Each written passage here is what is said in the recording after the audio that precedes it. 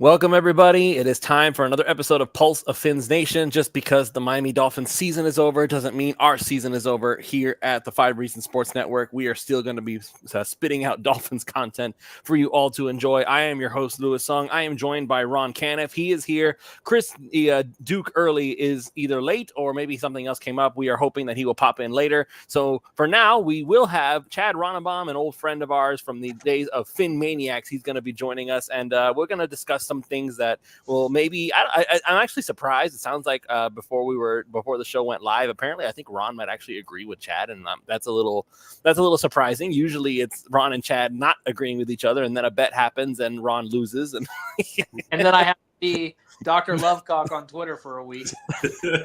A week only? No, it's like a month. Well, it's only a month because I keep losing bets.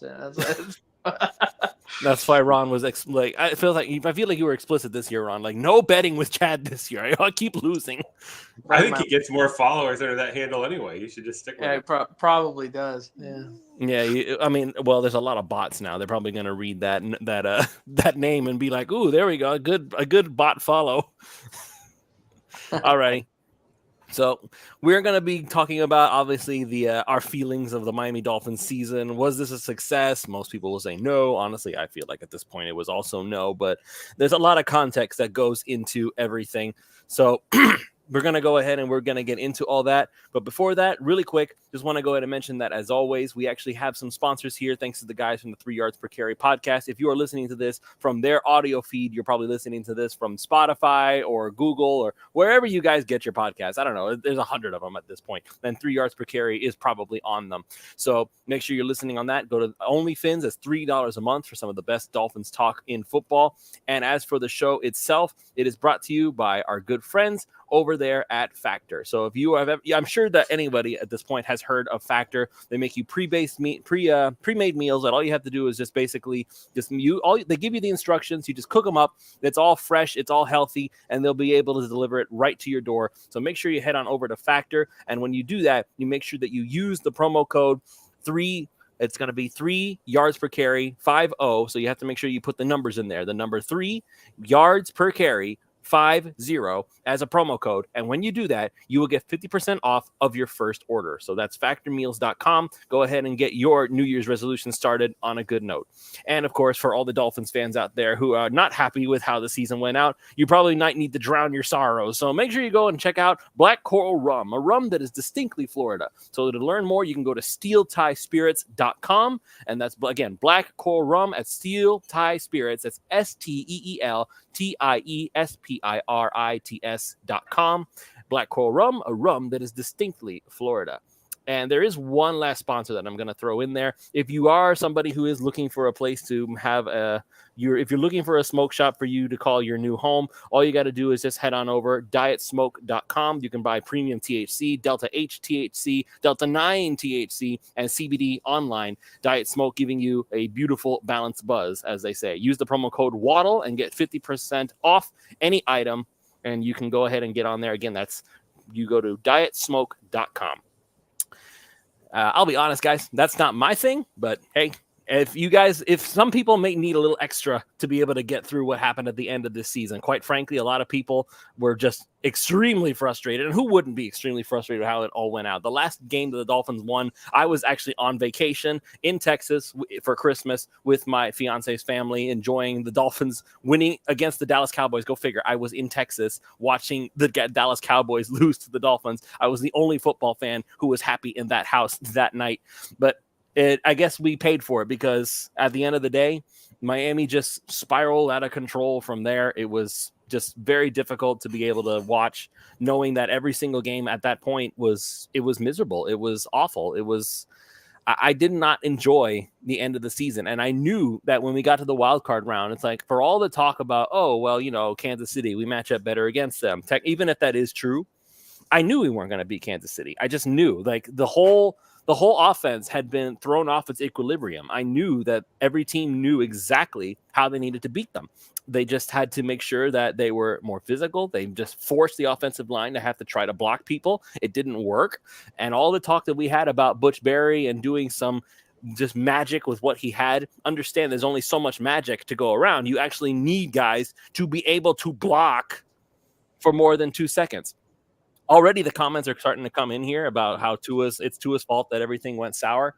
You guys, I'm not dismissing that Tua did not play well. No, of course he didn't play well. That there's no denying that. But I am not going to dismiss everything that he did leading up to this playoff run or the lack thereof and just act like it was nothing, okay? I can't. Because for the same reasons that everybody suddenly loves Jared Goff in Detroit, it was literally 1 year ago, 1 year that Miami was playing against Detroit with pretty much the same pieces, the same head coach, same quarterback, pretty much the same everything. And we were laughing at Jared Goff about how awful he was, how terrible he was. Oh, my God, Detroit, you got fleeced. How could you possibly think that Jared Goff could lead your franchise to anything except more poverty? And now look where Detroit is. They won their first playoff game in God knows how long. And now Miami is the unfortunate owner of the longest playoff win drought in the NFL. I'm not going to look at Tua and say that after 4 years, technically 2, because only 2 years counted as far as a coach who actually believed in him, that he's going to be a finished product. I can't. So what I'm going to go ahead and say here once and for all is that I feel like Tua and McDaniel are still the long-term answers of this franchise. But yes, you do need to fix. There are some things that need tweaking. There are some philosophy changes that need to be made. Number one, first and foremost, you have to make it so that Tua does not have to throw in less than 2 seconds or he's going to absolutely get just clobbered. That is not okay with me. I need an offensive line that if the need arises, that Tua has to sit back there in the pocket, he feels confident knowing that his guys are going to be able to protect him while he surveys the field and finds whatever other option is necessary. Okay? That was not point number one. Now, the talk about what the Dolphins need to change their approach. I brought Chad on again because we did a show on Fins Nation, just the pre-recorded version, and it went a lot longer than I was expecting it to, quite honestly. But whenever I get to talking to somebody that I always love enjoying talking to, we get into things, and I find a hard time coming to a stop. So I'm going to go ahead and let Chad take it from here, and then I'll let Ron chime in too, because weirdly enough, I don't know if it was Chad's idea first or if maybe Ron said it first and then Chad ran with it. So I'm going to go ahead.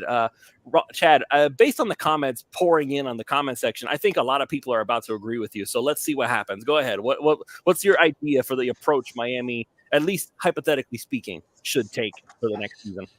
Well, I think you have to step back and look at where Miami was deficient. And you can't just say, oh, it's Tua or it's McDaniel, because we were one of the best rushing teams in the NFL. We were one of the best passing teams, and Tua led the league in passing yards. And the NFL is a tough landscape. And to do that, you have to be doing something right. Okay. So I'm not coming on here if you're looking for Tua sucks, Tua's the problem. That's not where I'm at.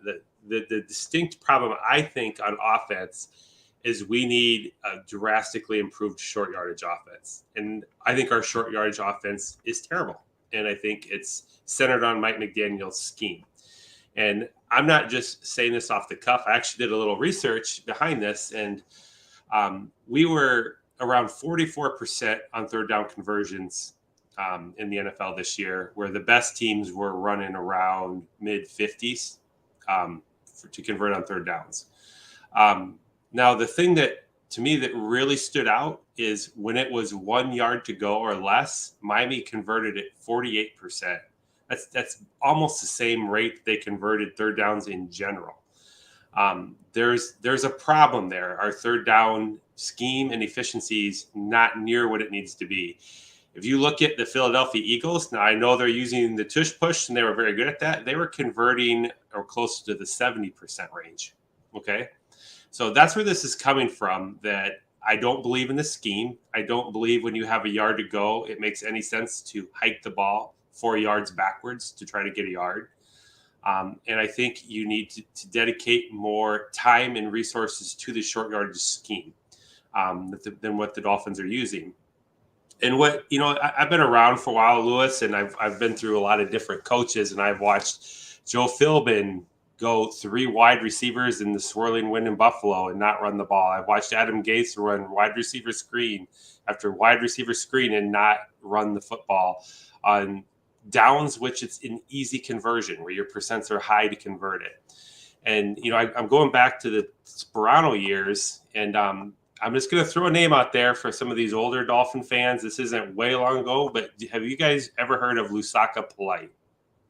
Of course. Oh my God, who hasn't known Lusaka Polite? So, I love talking to the guy. It's not that long ago, right? Events. Do you know what record Lusaka Polite broke in around 2008 to 2009 range? Oh, I didn't know he had a record. Please do 30 tell. short conversions or something like that in a row.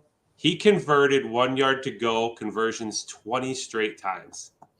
Lusaka Polite's career, he converted 1 yard to go on 41 of 43 attempts. Think about that. 41 of 43 attempts. And we're running at 48% right now as an offense this year. To me, it's just obvious that's the problem. And if you step back and let's say we had put in a competent short yardage offense, that would have been 1-2 wins. We would have easily won the Titans game. There would have been multiple other games where you just convert those downs, the easy ones. And we saw it again in the Chiefs game, in a game in this playoffs. I don't know if you distinctly remember this drive. We were running the ball with success with Raheem Mostert off tackle. We ran the ball. I want to say we moved the ball 30, 40 yards down the field. And we got to a 2nd and 2, and it was pass on 2nd and 2 to a 3rd and 2, pass on 3rd and 2 onto a 4th and 2, and we turned it over on downs. And that's, again, you're in that 2-yard range. And so that's I just wanted to give you a preface on where this came from, because I believe that the team is so concerned about protecting Tua after last year. They want to keep him healthy. So I don't know if you guys did Tua do any quarterback sneaks this year at all, like literally under center and just push forward to try to get a yard. I feel like remember Maybe one. Maybe. I don't know. Don't ask me which game. I just feel like I think there was at least one. What? So my point being is it really doesn't happen. Like we don't get up under center, and if it's a half yard to go, Tua just slams forward and gets that half yard. Which you see at quarterbacks, like most quarterbacks do. How many times did we watch Tom Brady do that over 2 decades? I don't think he ever missed one. 3rd and 1, Tom Brady was just going left or right off the center. Yeah, I don't think Tom Brady ever was stopped. I mean, I guess he must have been one time or twice. It's in like 20 years. Like he must have had like over 100 of those. Right. So my expectation, not just as a fan, but if I'm Stephen Ross, my expectation, Mike McDaniel, is if you have a 1 yard to go down, 1 yard to go, like a 3rd and 1 or 4th and 1, I expected 90% success rate, meaning 9 out of 10 times you're getting that first down. And that changes your whole offense. It changes your whole offense because your 1st and 1 is really a 1st and 9. That's literally what the Eagles were doing, right? And so I just don't think the scheme is there, and I think that's a huge difference in this whole team. And I think it starts with the quarterback. So if you don't want Tua to be able to take off and run on a short yardage play, I think you take him off the field. And I was going to an extreme when we did the podcast, and I threw Justin Fields out just as a dream scenario, realizing that's fantasy land. You're not going to be able to have the money or draft picks to invest in Justin Fields just to do this. But my philosophy is if we get into a situation on any down and it's 2 yards or less to go, you take Tua off the field and you're putting in an extremely athletic quarterback in to run a scheme specifically designed to be very difficult to stop on short yardage. And so what I was proposing is, let's just say in Fantasyland, we acquired Justin Fields. I'm not acquiring Justin Fields to get rid of Tua, because Justin Fields hasn't been a great pocket passer. He hasn't been that accurate. He's had plenty of struggles. But he would be, in my opinion, extremely difficult to stop on 1 or 2 yard to go downs, because he's such an athletic quarterback that you have to almost come in and cram the box. And if you do that, you are going to leave Tyreek Hill and Jalen Waddle one-on-one on the outside. I'm fine with Justin Fields taking shots down the field to those guys if that's what teams want to do. And so that's basically my proposal coming into this year is, if you want to do it with the fullback, fine. If you want to bring in an elephant fullback like Christian Wilkins to play fullback like the Bears did Refrigerator Perry, but we need an offense that should be converting at 80% of the time when it's 2 yards to go and 90% of the time when it's 1 yard to go, and not 48%. We shouldn't be in shotgun, and our percentage shouldn't be the same at 3rd and 1 as it is at 3rd and 5. And that's literally what the Dolphins are doing right now, because they run plays that have about the same chance to succeed at 3rd and 4 as they do at 3rd and 1. And you're giving up the ability to just convert the easy ones. And that's the story of Mike McDaniel's coaching career right now. Is he's put in an amazing scheme. He's got a good run scheme. He's got a good pass scheme. Tua executes it at a high level. But then when it gets down to the give me stuff, he doesn't take the give me stuff. When he's running the ball, he goes away from it. And in my experience, if you're running the football, you have got to make the teams stop it. You keep doing it until they stop it. In that Kansas City game in the playoffs, I was watching. I don't know if you watched where the Kansas City linebackers were. They were almost always 5 yards plus back behind the line, because they are taking away that space between the linebackers and the safeties. And that's what teams are doing right now. They're like, we're going to bring our corners up tight. We're going to disrupt your receivers' timing. And we're going to take away that intermediate space between the safeties and the linebackers. And the best way to take that is you bring the ball hard off tackle. And Miami had so much success this season doing that with Raheem Mostert, but he would not capitalize on it. And I think that's really all that's left to do. I mean, we got to obviously keep the team together, but I don't think the answer is get rid of Tua. I don't think the answer is get rid of the coach, put in a whole new scheme. It's just get down to install and spend a lot of time doing a really effective short yardage offense. And that's why I brought up Lusaka Polite. If that guy can convert 41 out of 43 attempts, bring him in. Let him talk with Alex and Gold right now and say, hey, here's how I did that. Like, what do we have to do just to get a yard every time? And that's where I was going with the athletic quarterback, is like, if we want a quarterback that can shove it up the middle with a push, or do we want a quarterback that can just take off and run? Draft one. Like, it doesn't have to be like your starting quarterback. Just get the most athletic quarterback. Get Mike White out of here. This is the other point I was making. You list, Mike White has zero value. If you can't put that guy in week 3 and win a championship or compete for a championship, he's pointless. He's absolutely pointless. He's never on the field. He does zero contribution to the team. Keep Skylar Thompson, save the $5 million, and go get a quarterback you can put on the field in special circumstances to help you get first downs. There's my piece. Mr. Caniff.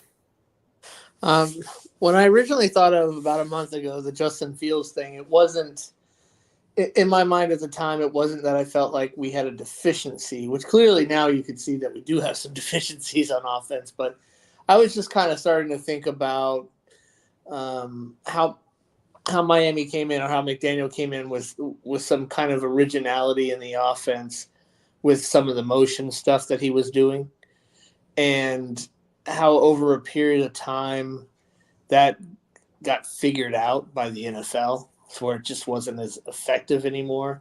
So I was starting to think, I wonder what could be something that he could do next year that might stay effective throughout the year, that would be hard, not hard. It's like, it's not about figuring it out, but more about how do we stop it? And I thought, man, like a wildcat quarterback would be like fun, right? Taking Tua off the field some and putting in this wildcat quarterback. And I instantly said, oh, Justin Fields, like, he's the guy. Like, he would be the guy. So when I came up with it, it wasn't really for the short yardage issues as much as just the next evolution of the McDaniel offense, because you guys know I'm big on McDaniel, and you know, everybody says I'm on his jock and whatnot. And people at work make fun of me all day long, like, dude, get off this guy's jock, Jesus, you know what I mean? But that's kind of what I was thinking about. But I really like where Chad's going with it, with a possible short yardage, or I feel like the short yardage is more like what you said with Lusaka Polite. I'm waiting to see where the NFL is going in the rules with this tush-push thing. And in general, offensive players pushing the ball carrier forward when their momentum has stopped, or just pushing them forward in general. It used to be illegal just a few years ago, but it really wasn't enforced. And they decided to just, screw it, let's just make it legal since we really don't enforce it anyway. I was thinking there's no way they're going to allow this to go. This is so ridiculous. It's like almost unstoppable. But I was listening to some people talk, I think it was on a podcast, and apparently the NFL, I don't think they're going to. I'm pretty sure Troy Vincent officially came out and said, "Don't expect it to go anywhere." Yeah, exactly. Yeah, so don't expect it to go anywhere. So therefore, most teams are going to have to jump on board with some version of this somehow, some way. So hopefully, if Miami doesn't come up with not just the right scheme but the right players, and that would mean, I agree, Chad, taking Tua off the field. He's not the guy. And it's not just Tua. There are other quarterbacks that aren't going to be able to take you just slamming into them like that and push them like they're going to get hurt. But we definitely don't want to be doing that with Tua. I mean, he stayed healthy the whole season. That was amazing. That was a feat in itself that he did that, and he put in a lot of off-season work to make that happen. So we wouldn't want to throw that out the window. But I know that this short yardage thing was a problem last year, and I thought maybe we kind of started to fix it, but we didn't. Clearly, we didn't fix it. It was a problem again. 2 years in a row. It's costing us more than people realize. It was responsible for a lot of those 3 and outs there at the end of which game was that? Which game was it in the second half? I'm trying to remember where we just had 3 straight 3 and outs and then just didn't even get a first down to the last drive and it was too late. I can't even remember which game it was. But they all seem to feel the same. The offense all was those just awful in the last few weeks. We were down to 28% on third down efficiency in the last. Yeah, it was just like a big blur those last 3 games. But I think about, man, so many times we got to the third and short and didn't convert it. And one of the best offenses in the league, right? And imagine if we could actually just convert third and short at a normal rate, much less at one of the higher rates like the better teams do. It would have been a game changer. It really would have. And I agree, it would have meant winning the Tennessee game. Winning the Tennessee game would have meant winning the division, playing in 70-degree weather versus -10. Et cetera, et cetera. It could have really been a game changer for us, but unfortunately, it didn't go that way. And I agree with everything. I agree with everything Chad said. I do, but I am curious to see what the next wrinkle is. But whatever that wrinkle is, it's got to be something that is sustainable, and we've got to fix the third down, the short yardage, not just third down, but the short yardage stuff, especially inside of 2 yards. There's no reason to have that issue. Too many teams have been too successful with guys you've never heard of, right? Or guys that are not physically assumed, like Brady. I mean, Brady's no physical specimen, and that guy would get the third and short every single damn time. He would just get it every time, man. 20 years, I don't recall the guy missing one. So, yeah, I agree. I think it's probably the number one issue. And then people want to say, oh, the Dolphins – and then the excuse makers will say, well, the Dolphins were so beat up on injuries. Yeah, but the injuries are on the defense. And the defense, they did the best they could do, in my opinion. They played better than I think many people thought they'd play. They held Kansas City to field goals on every drive but 2, even when the offense couldn't do anything in the second half again. So it's about that offense and how it stalled out especially in the second half. Even in the games, some of the games we won, we just couldn't move the ball in the second half at all. It was crazy. So obviously, I'm sure there's more to it than just what we're discussing. Boy, I hope so. Right? We're not the professionals; they are. But clearly, some of the stuff we're mentioning is going to be probably already a huge talking point right now with McDaniel and Greer and what their off-season plan will be. So here's what I'm going to go ahead and say, and this is basically a lot of what I said during the original Fins Nation episode that I did with just me and Chad. If you're going to go ahead and you're trying to fix the third and short situation, I'm all for it. Absolutely. We got to get third and short taken care of. Like the fact that Mike McDaniel continually seemed to outsmart himself. Like, why are we throwing the football on 3rd and 1? Or why are we doing weird, funky backward screen passes on 3rd and 1? Just run it up the gut. Ron, this is exactly what I was talking about before when we were going back and forth on that one episode. Physical football. Just run it up the gut. It's 1 yard. It's not difficult. And instead, we just kept trying to go around it, try to outsmart the defense. It's just 1 yard. go, just 1 yard. And they just refuse to do it. They continually refuse to do it. And that's why I felt like this is the proof positive right here of Miami just not being a physical football team. They don't want to do what the consensus is. It's 3rd and 1. You have the top rushing offense in football. Why are you not running the football? Because everybody expects you to run the football, so we have to outsmart them. Just punching them in the mouth and go get that 1 yard, man. That's what I'm looking for out of Miami. And it's not like they're incapable. It was by choice that they did it this way. Well, then that's not because they're not physical. That's because they chose a different path. But mentality is not physical. I do think different from years past. I would have said, like, if you were talking about some of the Joe Philbin teams we had or the Adam Gase teams, I would agree we didn't have the physicality to get that yard at times. But the physicality is not just in talent; it's also in mentality. But they did. They're doing everything. They're trying to do everything they possibly can to not do the one thing that everybody expects. But you know what? Even if they expect it, you still can't stop it anyway. Because do you remember in the Kansas City game? I think it was Devon Achane, but do you remember? I think it was like 3rd and 2. We went for it on 4th and 1 or 4th and 2, and he ran it for a first down. Yeah. Like that was Devon Achane. My point was, like, on the team. I felt like when we did actually do what makes sense and just hand the ball off and slam it up there on a yard to go, I thought this team overall did pretty well. And I'm with you on it. I like the scheme that Mike McDaniel's running. I like the motion scheme. But there's got to be a point where you don't need to do it. And there's times in the game, particularly when you're getting into later in the game, if you have a lead, you're trying to run the clock down or something, and you see the delays we get because you're trying to motion 2 guys and you're trying to get a play in. And how many times do you see Tua snapping the ball at 1 second to go? Or we have to call a timeout to avoid a delay game. It's because the offense has to do all these motions before we can get going. And that has a place. I realize when you motion Tyreek Hill, you get to immediately see if somebody's trying to cover him in man. I understand that.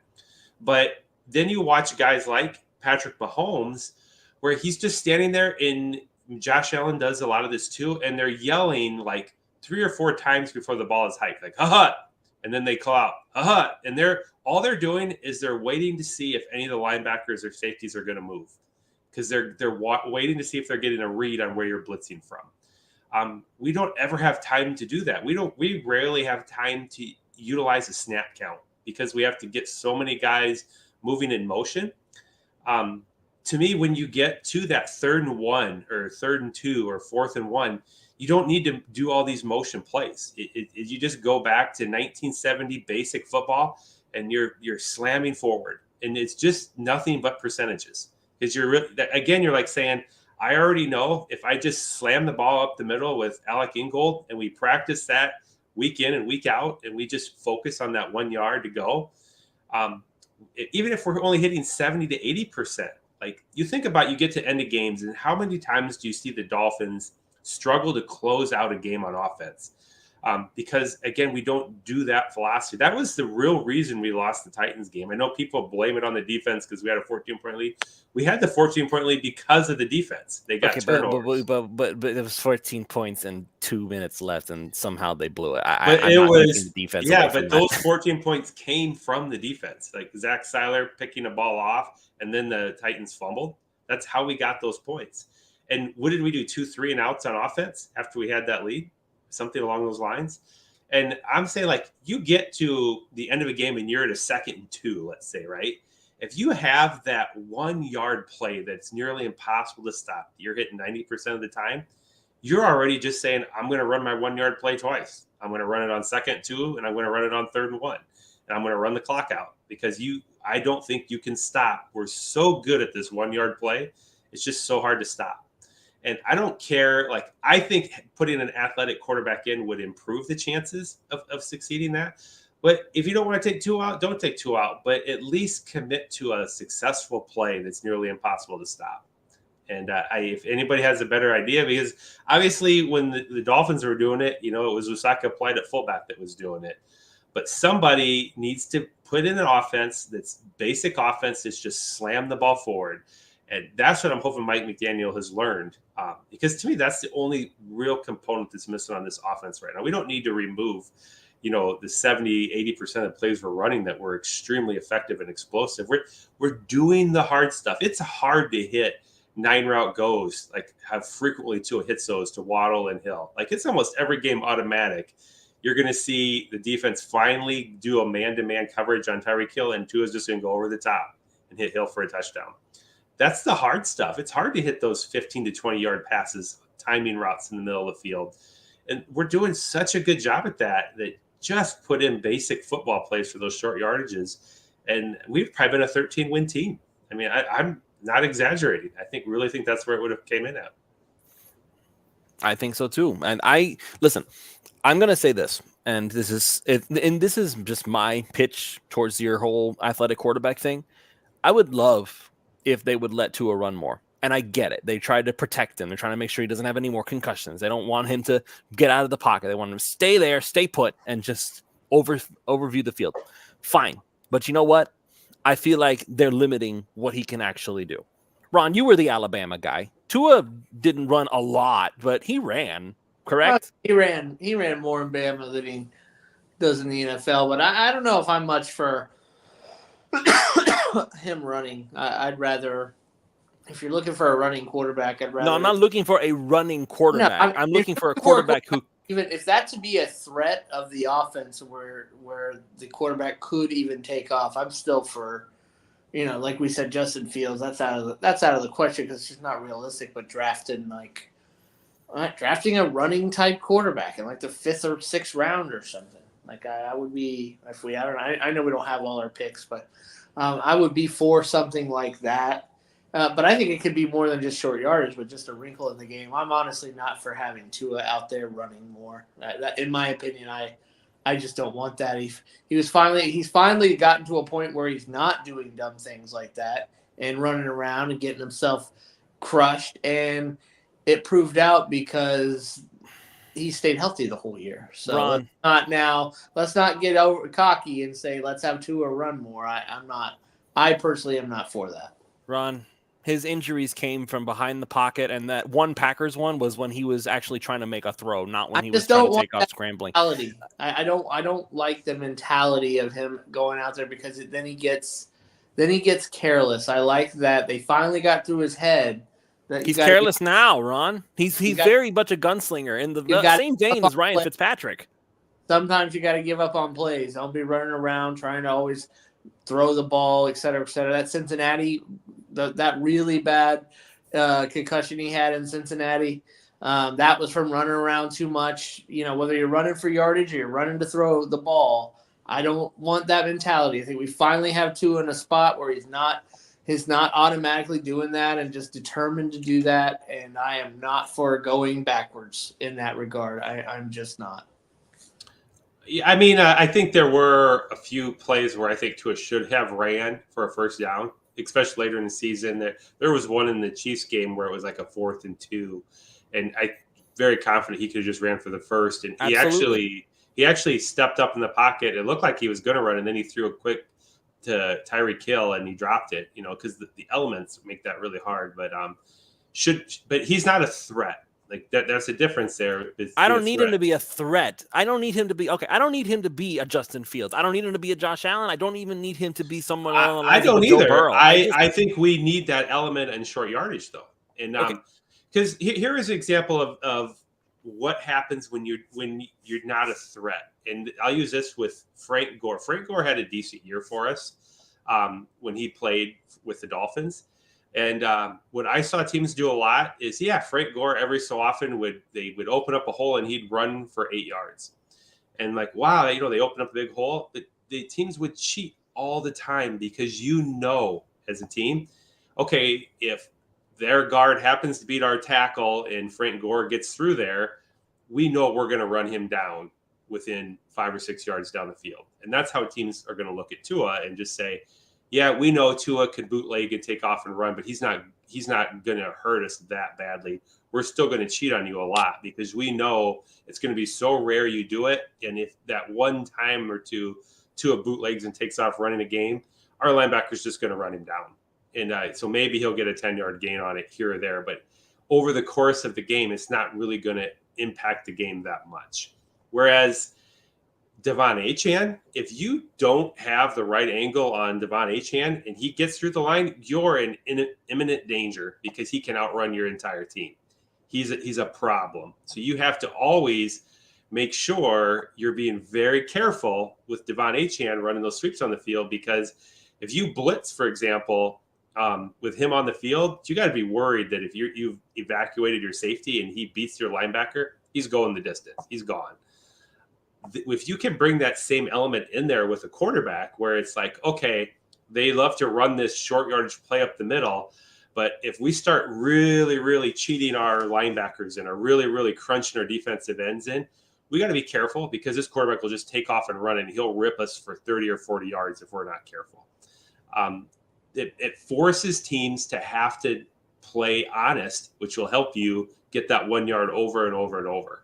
And so that's my play. I agree with Ron. I don't want Tua going in and slamming up the middle. I don't want him taking off and running and taking big hits, because Tua can do the things most quarterbacks can't do, like the passing the football on time, accurately, getting the ball out where it needs to be.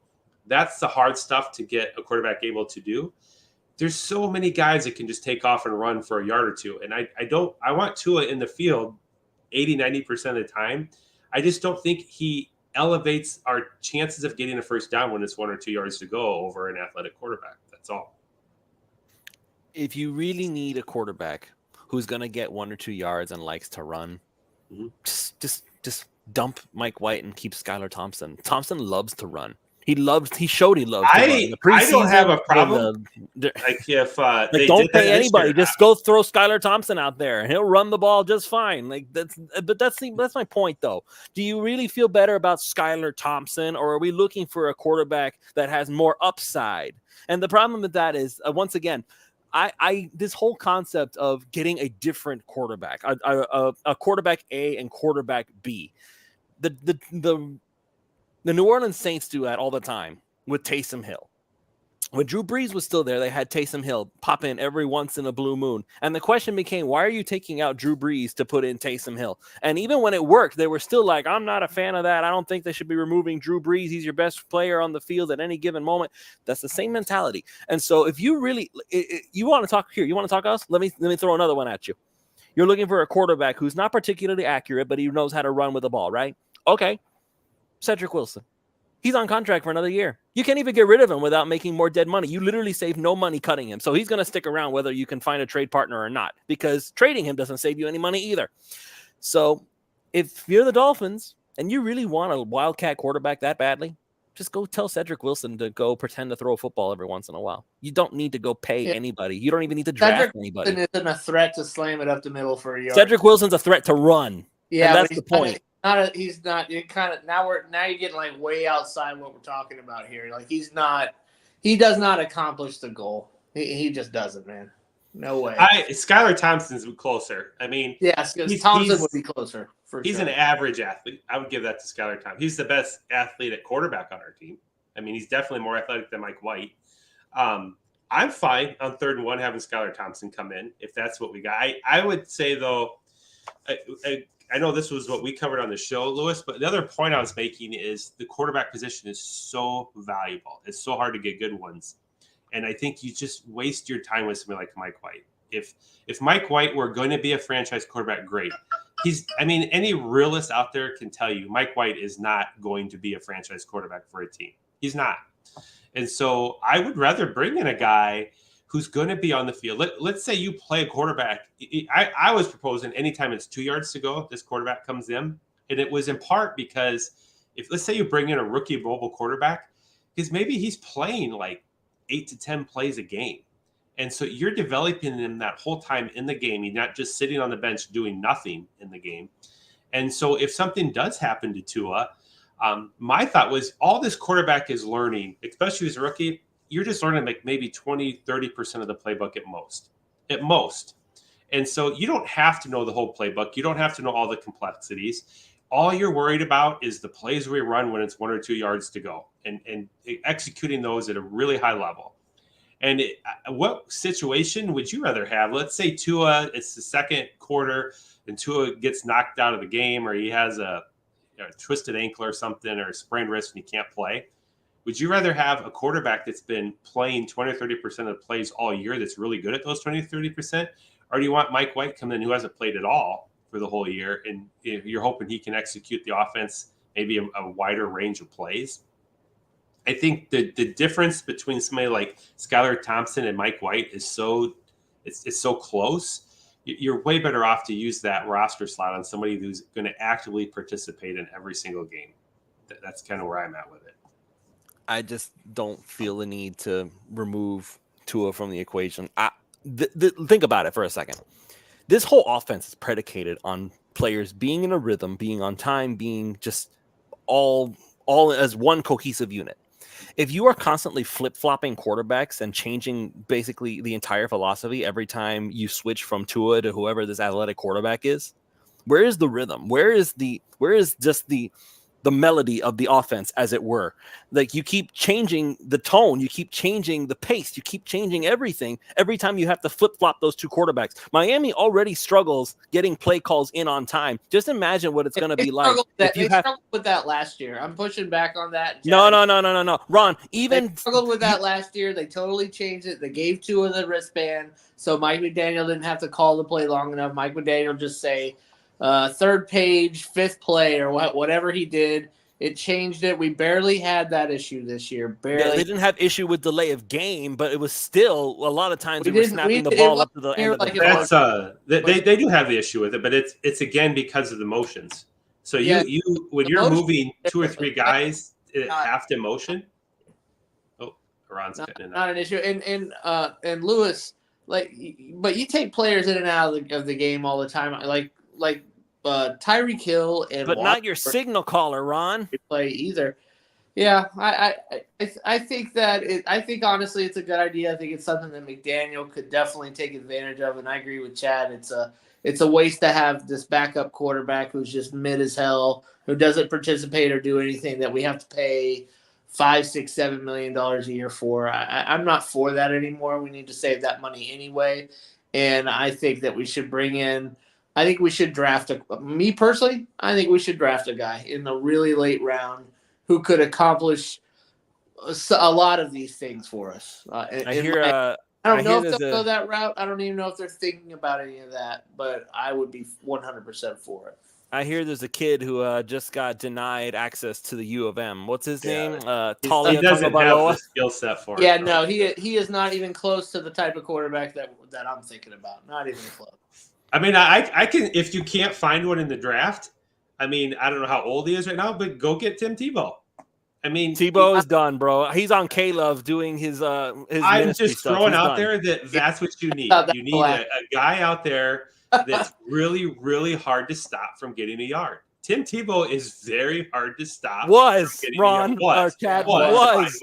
Okay, I'm just saying there's got to be some guys like that in the draft. Yeah, there guys. I'm telling you, the guys, what we're looking for somebody to do, I'm not saying they're dime a dozen, but it ain't like there's just one dude out there. They could find a guy to do this type of stuff and help with the short yardage thing all at the same time, and add additional wrinkles to. What you're talking about, they did already. They did that with Jacoby Brissett when he was here. It didn't work out that great. He's a worse athlete than Tua. That guy. I mean he was bigger and stronger, and he could push the line. That was the whole point. I don't know about any of those, but bigger. I mean, he was probably the worst. He was worse athlete than Dan Marino at running. Brissett was awful.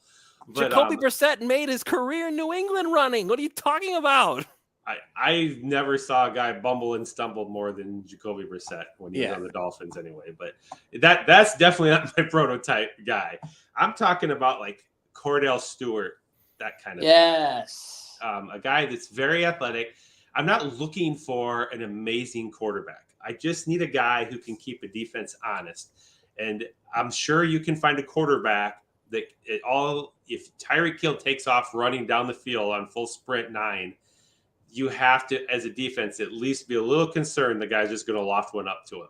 That's all you need. Yeah, he's good enough to get the ball to him. Exactly. So when Tyreek Hill splits way out, you've got to have somebody out there covering him. You can't just leave him. Which means you probably have to bring a safety over, which makes it harder for them to stop you and crowd the line on third. They can't crowd the box. And that's what you're not intending to pass. You're only passing if they cheat. Otherwise, we're going to run these 2 or 3 formations all the time, over and over and over. We're going to be very good. You're right on the delays and stuff. We don't need to do all the crazy motions and trickery when it's 1 or 2 yards to go. What you want are there were 2 or 3 times in that Chiefs game where we had false start or we had a illegal formation, illegal man formation downfield. Like you don't need to do all that stuff to get a yard or 2. And that's my point is like completely change your short yardage offense and do everything else the same. It just we don't need to do shotgun motions on 3rd and 1 in these games, and it hurts us more than it helps us. Is my take on it. So I'm not 100% set on the quarterback. The reason I think we get the quarterback is Tua is not that athletic, and I think Mike White doesn't really hold any value over Skylar Thompson. So why not have Skylar Thompson be your every down quarterback and continue to use an athletic guy instead of Mike White? That's mainly where I was at with that. But I don't care if it's a fullback play. I don't care if it's a running back play. What I do want is the percentage of success. And I expect 9 out of 10 plays when it's a yard or less to get a first down. 9 out of 10 attempts. Throughout the entire time we've been talking about this, the comments have been talking about instead of getting a quarterback, they've been talking about getting a road grader type running back. Listen, sure. I love that idea. That idea I love a lot better than getting a second quarterback. Okay, I'm just gonna go ahead and say that because number one, I really don't need any more drama with the quarterback position. I finally got it settled in my mind. I don't need to let's go get this guy who's going to immediately challenge Tua for the starting job because that's what's going to happen. So that's number one. Number two, we don't need to go draft a tough guy running back. We literally already have one. He hit the IR because somebody rolled up on his leg, but either way, Chris Brooks is the bruiser. Like we don't need to go find another one. We got one already, and we know he can play.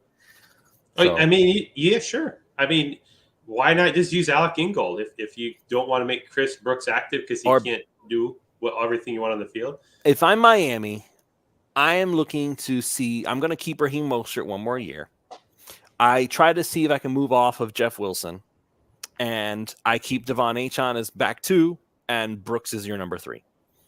Because I don't – like Jeff Wilson is another – He rushes a lot harder than I thought he would too. Like he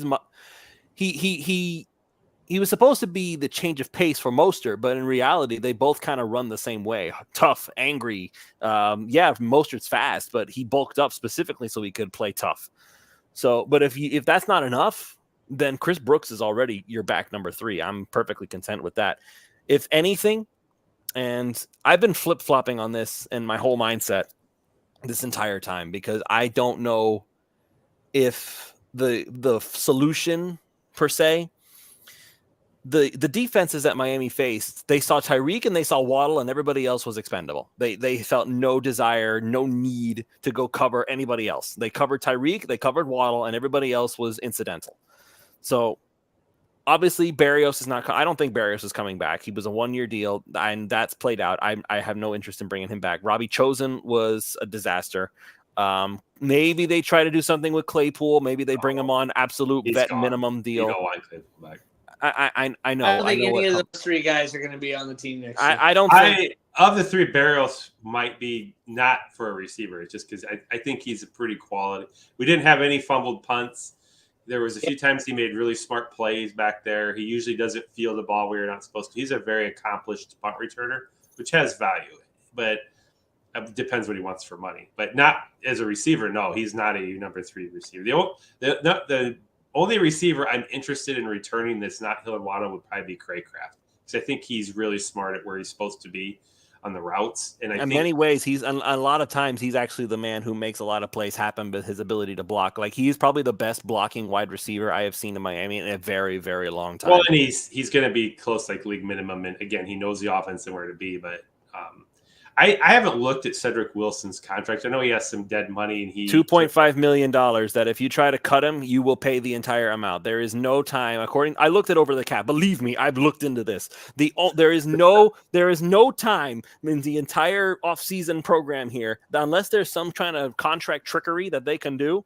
If you cut him before June 1st, you're $2.5 million against in dead cap and zero savings. If it's after, $0 in savings, $2.5 million dead cap. If you trade him, same thing. So you're stuck with Cedric Wilson unless you can find some team who's literally willing to pay you to take on his contract. I mean, they may take the dead cap just to move on. I don't know how dedicated. Yeah, but see, if you cut him, you have that dead cap. But if somebody signs him, it eats into that dead cap, Lewis. It does. Oh. Yeah. Even depends if it came as a bonus. $1 million for 1.5. It does help. I don't know about that, but he's made plays here and there. He's not the highest of my concerns, but I don't think Cedric Wilson's our number 3 wide receiver. He doesn't help or hurt the conversation we're having anyway about short yardage. I anticipate they'll bring in a couple more receivers, probably mid to late draft or after the draft, to compete for those like 4 or 5 spots. I don't see Robbie Chosen, Claypool returning at all, and I don't know if Eric Exukoma is done or not. I know he had some sort of Eric Exukoma. Sorry. Yeah, I don't know. I mean, non-football injury list. I'm guessing. I don't know what it was. Something happened. I heard he had a neck injury in college that was specifically written into his contract. And so they didn't play him and they're not paying him. That was part of his contract because he had some sort of injury in college that's concerning. And I don't know if he's medically cleared to play ever again. That's what I've heard. What's true or not true, I don't know. But like I was just saying, like he might be an option if he's, allowed to play, but I don't know. Well, we'll see on that. Now, this is where the discussion came in, is for me is that I don't know if my priority is find a third wide receiver, somebody that Tua can count on and know that there will be some separation, or alternatively, should the solution be, because I know that the whole offense is predicated on getting the ball out as quickly as humanly possible. But in the event that doesn't happen, if somebody's covered or somebody gets their route thrown off or something along those lines, what do you do to fix it? It would be helpful if your offensive line was keeping Tua protected enough that he can actually wait and see if somebody else comes open.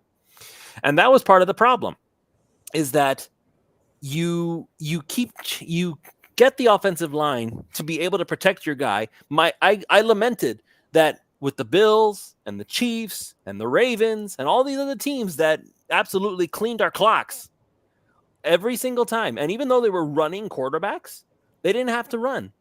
They could always just go ahead. And by the way, before I continue, Chad Alf just said that Ezukama is cleared for football activity. So he is. Okay. Yeah. So we will see what happens. I mean, he looked good when he played early on in the season. When he played, yes. So maybe he's the answer for the third wide receiver spot. Maybe that's the answer. But either way, I'm torn between fixing the weapon situation and making it so that Tua has more than 2 options on any given play to throw to, or just try to bulk up the line and make it so that no matter what happens, Tua has confidence that he can just kind of stand back there and order a pizza if he has to while he surveys the field. Did you see Patrick Mahomes looking worried back there? Even when they brought the blitz, it still seemed like he was able to sit back there and wait for a throw. We were playing with our 5th and 6th defensive ends. He would have been a bit looking worried had it been Chubb. I mean, I personally thought. Lamar Jackson wasn't worried. Josh Allen Allen wasn't worried, and that was before everybody got hurt. No. But I mean, just to point out those guys, the defense played well enough to beat Buffalo in the finale. The defense played well enough to beat Kansas City both times we played them.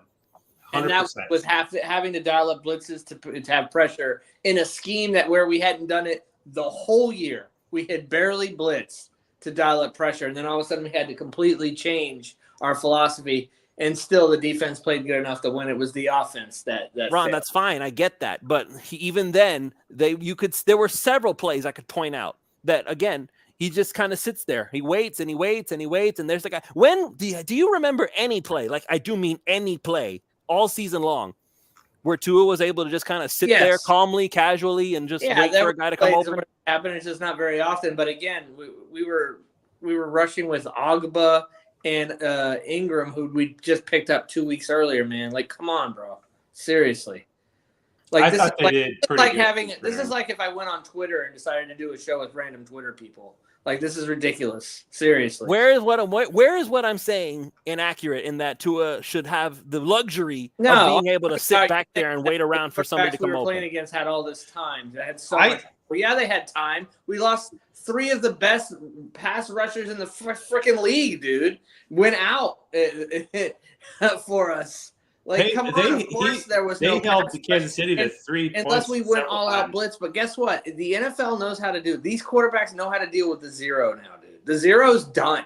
The zero's done in the NFL. Stop doing it. All quarterbacks do is just backpedal and toss the ball to the open receiver once they come open, because somebody's always going to, because you got 3 or 4 dudes back there playing man. Someone's coming open. So they just backpedal and toss the ball. That's what they were doing 2 years ago on us. Like, it was like that zero stuff is done. But that's pretty much the only way we were able to put any pressure is they decide, let's just go all out blitz. And it just doesn't work anymore in the NFL. It doesn't work. So the Giants were trying to do it a few years ago, and they were getting crushed for it there too. It's just done. But unfortunately, what Fangio felt like he had to do, I would have preferred him to just be blitzing 5 more often. You can, like, Mahomes had all year. But you can't send everybody, because these quarterbacks know how to deal with that now. Like, they know how to defeat that zero blitz. You should have just been blitzing 5, 5, 5, 5, 5, 5, 5, just to decrease the amount of time he could sit back there. But that's a separate conversation. I know we've been focusing on the offense this episode. I just kind of reading the comments here. I like this in Dade. He's talking about getting some big power backs. It's pretty good. So we had a question on what. I don't know if you guys want to go there with this show or not, on what's a reasonable amount for a Tua contract. Have you guys tossed that around at all? Or no, I haven't. We haven't, but that would have to be. We'll talk about that next week, man. I don't have the mental. You don't have the time. Ron, you coming next week? You coming next week, Ron? Yeah, I told you I'd be here next week. Okay, I thought that this was because. Ladies and gentlemen, just so you know, Ron wants to take the off season off. I'm taking the off season off, just so you know. But there's still so much to talk about, Ron. Yeah, I am not beating up what moves we need to make and what Tua's contract needs to be for 6 months. I'm just not doing it. I'll let you guys do that. We'll see you next year. Okay. I all I'll say, I won't go into specifics, is not doing anything is not an option. I don't believe, because I think he's going to get $23 million anyway on his option year. So you either sign to or trade to it. You don't. We can't. We have to give him some kind of extension, or trade him. Those are your only 2 options in my mind. You can't just say, well, we'll just go on his option year and pay him $23 million on our cap, because either he's going to be bad and you just use up the $23 million, or he's going to be really good and then you're in a really tough spot where you got to take him or pay the market. He was good this year for everybody. You know, by the way, I can't see the comments, and it feels like I'm probably glad I can't see the comments because I'm on the app. But really good this year, by the way. For anybody who wants to argue that, he was really good this year, and he does things that very few quarterbacks can do. And you know what, Kurt Warner, you're being completely disingenuous with your analysis about calling him a one-read quarterback. Every single quarterback is trying to go to the first read. That's why it's called the first read, asshole. I can't even listen to that. I don't believe Tua is a one-read quarterback by any means, but I do think that the offense is predicated on that, though. Well, every offense is no, on that. I know, but Tua has to get it out so fast that you don't have time to look at the other ones. I don't know if it's all Tua or scheme, but like, there were multiple times we just were not very diverse in what we were doing. Like, to me, like, why are we not dumping the ball out to Alec Ingold maybe 2-3 times a game? Because nobody's paying any attention to him. And when you say that, you mean in front of the line of scrimmage, not behind it, correct? Well, basically, we saw a lot of you're throwing the ball in a spot in the field on time. And sometimes he would make some amazing completions, but I mean, he would be throwing the ball at Tyreek Hill, and there would sometimes be 3-4 guys in the area. And sometimes he was highly accurate and on time, and it was amazing. But I just felt like we did that. We relied on that so much that we're going to run this route, or there were a few times in the few games where I watch them and they're trying to do misdirection. So Tua's looking this way and then he's going to turn and throw it back across the field to somebody. And there was no like reading to it. It was like, this is just how we're going to execute the play. And then the guy's getting blown up.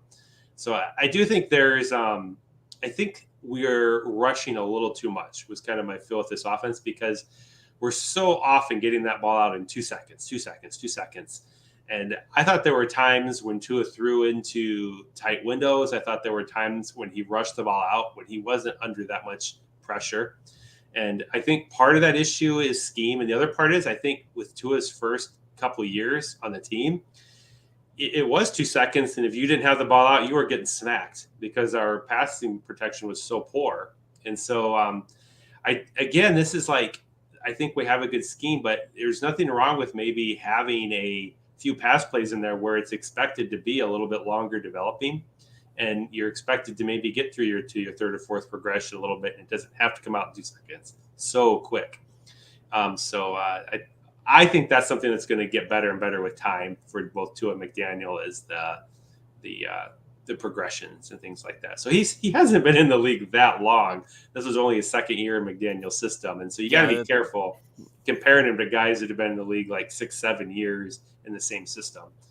It's quite a bit. It took Jared Goff 7 years to become the guy that everybody thinks is so amazing. And again, I said it at the beginning of the show. Last year, we were laughing at Jared Goff about how awful he was. I think Tua is significantly better than Jared Goff, honestly. I don't think he's that good. The team's great. From time to time, and he even did this season sometimes. So it does happen. But another thing, too, I think people don't realize, and people are going to be like, what? No, you're so wrong. But I want you to think about it. People associate the term gunslinger of a quarterback with having a cannon for an arm. Tua may not have a cannon for an arm, but he has a gunslinger's mentality. Well, he absolutely does. Put the ball downfield, sometimes to his detriment. You know who else did that, Ron? He needs to take the outlet, man. Just take the easy outlet throw. Just do it, brother. That's the next level. I know this sounds weird. The next evolution of Tua is the easy stuff. The first thing was not going out and getting your head knocked off. You mean the stuff that he was accused of when he was with Flores' offense? And secondly is, man, just take the easy throw when the other one's just not there, brother. Just do it. And I think, again, if you could get that whole must make the play, must make a play every time instinct out of him that his father beat into him for 20 years, I think you can get him to start to throw to the easy pass, the running back who kind of snuck out in the flat, the fullback, etc. I just feel like at this point, it's very weird because when we was with the Flores era, we felt like Tua checked down too much and he wouldn't take bigger shots. And now we're asking him to go back to that time where it's like, hey, do some more check downs, will you? It's a combination. We need to kind of, bring the two Tuas together to make one great Tua. He'll get there. He's going to continue to get better. He'll be better next year than he was this year, and he was damn good this year. So I understand. You have to understand, like some of those Flores years, you had Greg Little at left tackle, and he's throwing to Isaiah Ford. And so, there's only so much you can do. You're going to get killed, or you're going to throw to a guy that's tightly covered. So you have to check down. Hey, Ryan Fitzpatrick made it work somehow.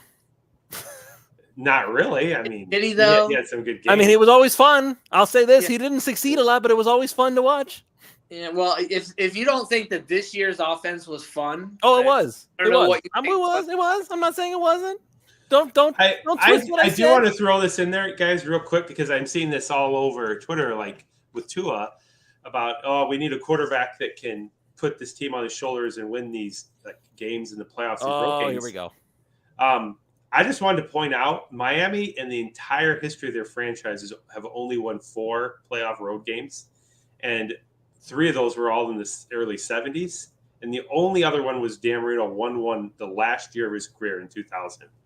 Dan Marino otherwise lost every road playoff game he played in. So this isn't a Tua-specific phenomenon. And Marino was from Pittsburgh, so it's not like he was unfamiliar with cold. I'm just pointing out, and to be fair, Patrick Mahomes to date has never won a road playoff game. We'll see if he does that this He's week. never even played in a road playoff game. That's my point. And so I'm saying, like, to be like too like hard on Tua for not winning some of these games, it's like, you know, you got to give a little bit of time and energy here with these. Those are not easy situations to win in. Does he need to play better? Sure, but don't jump in here and say, "Oh, Tua is a terrible quarterback." He still had a very successful season, and to me, it would be crazy to just draft a random quarterback and assume he's going to be better. We're not talking about doing that. To put a little bow on it, next year McDaniel will be the head coach. He'll be running the offense, calling the plays. Tua will be the quarterback. Waddle and Tyreek will be the wide receivers and the main targets. You know what I mean? It's like none of that is going away. The offense will be, I think, for the most part, very, very similar. I'm very worried our defense is going to regress quite a bit because I keep hearing Xavier Howard's going bye-bye. I don't know if that's true or not for the cap space. Wasn't fantastic this year. I mean, he's old and he's injury prone. You can't keep him around. That you should have had Cam Smith out there figuring it out, and they couldn't trust him in these games because all these games were important. So does that mean now you got to go draft another cornerback? I think we need to have a discussion because there's a disconnect somewhere. Either Vic Fangio or the defense will not take the time to develop players because we have Tyndall. You cannot convince me any way, shape, or form that Tyndall is a much better athlete than Duke Riley. Much better. He's way faster. And so that tells me that Tyndall must not know where to be in the scheme or what holes to fill in the run because he doesn't get to play it all. And it must tell me that Cam Smith must not know the coverages because you can't convince me that Eli Apple's a better tackler and better talent than Cam Smith. I think they're going to start. I think you're going to see Bonner a lot more next year. They seem to like him a lot, but I think maybe we could wrap this up and discuss this because we're way past time. Yeah, that's fine. But I'll just leave it at that. Either Chris Greer has a problem with their evaluation of players' cognitive ability to learn schemes, or there's an unwillingness to develop players. Either or. You can't keep bringing these Noah Igbeaghanis, Cam Smith, Tyndalls, and these guys that are high draft picks that don't see the field at all. There's some sort of disconnect in there. Okay, well, to be fair, Channing Tyndall was only a high draft pick in the sense that he was our first one. He was still a third-round guy, so. Yeah, like, is he not expected to play as a backup linebacker then? He's still a third-round guy. As a third-round guy in his second year, he should have been the one. I don't expect him to come in and beat out Long and Baker. I expect him to beat out Duke Riley. No, I get that, but I feel like to have high expectations for him is a little disingenuous. Like, he was a third-round pick. Like, we don't expect expectations were to beat out Duke Riley. I don't think that's real high expectations. No offense to Duke Riley. Yeah, or for Cam Smith to beat out like Bonner. Okay, hold on. Cam Smith, according to all reports, and Alf was the one who was doing the training camp stuff himself, Cam Smith was rising up the depth chart until his injury, and then that just went out the window when they went and got Eli Apple. I think that's a Fangio thing, not necessarily a Cam Smith thing. Anyway. That's a different discussion.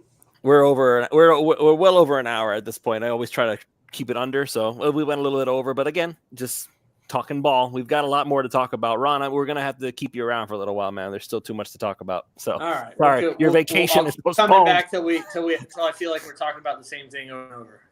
Okay. That's good. All right, everybody. Thank you all so much for joining us. Really appreciate having you on. Make sure you go over to Factor Meals. Well, once again, all you have to do is just go to factormeals.com. Use the promo code 3. That's the number 3 yards per carry 50. So you can go ahead and check that out. And also make sure you go and check out Black Coral Rum, a rum that is distinctly Florida, at steeltiespirits.com. Make sure you're going and checking out the other one as well. We are a brand new one, which is dietsmoke.com. If you need to be able to get yourself a new home to get your smoke on. And, of course, use the promo code WADDLE and get 50% off any item. And before I forget, we need to mention our old favorites. Make sure you go on over to prizepicks.com. Use the promo code 5, that's FIVE, and they will match up to $100 on your initial deposit when you sign up. And if you are watching this show is affiliate sponsored by My Nintendo Store. Use the links in the description below of this YouTube video that you're watching live with us, and you can make your orders for these games and get some bonus items for your troubles as well. That's going to be it. Ron backed out already. Chad, thank you for joining me as well. I really appreciate you spending some time with us. We got to get you back on sometime soon. And we will see you all next time for another episode of Pulse of Fins Nation. Take care.